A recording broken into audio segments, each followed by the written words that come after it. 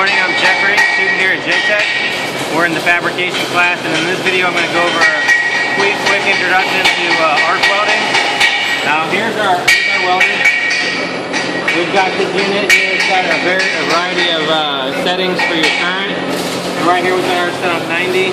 That controls the power of the current flowing through the welder. That's going to affect how powerful the spark is. We've got our welding rod here. I think this one is a 6011, and we have another one here, which is a 6013. Now those numbers have significance.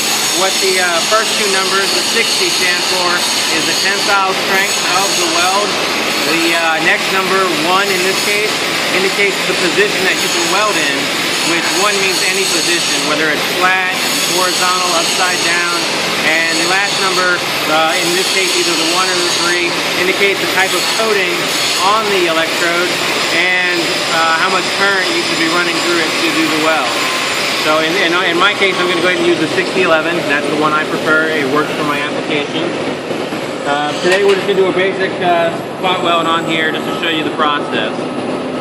Now to do this, you're going to want to have your gloves and your full face mask. This does produce quite an arc, and that will burn you and can burn your eyes as well. We've got that. We've got a machine set to 90 amps.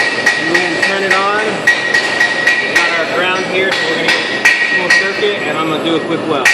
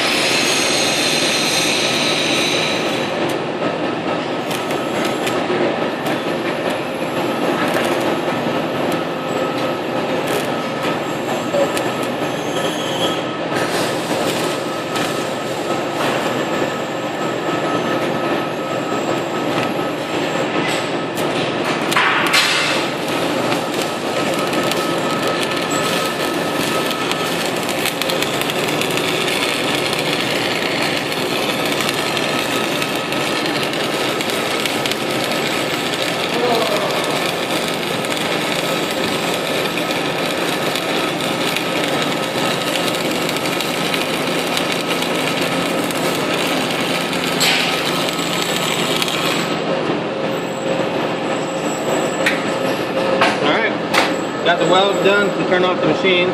We can clean this up real quick.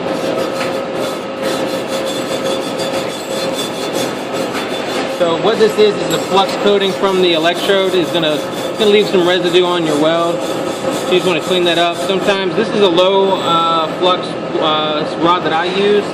Some of these have more flux, in which case you can use a hammer to chip off the flux so you can see your weld better.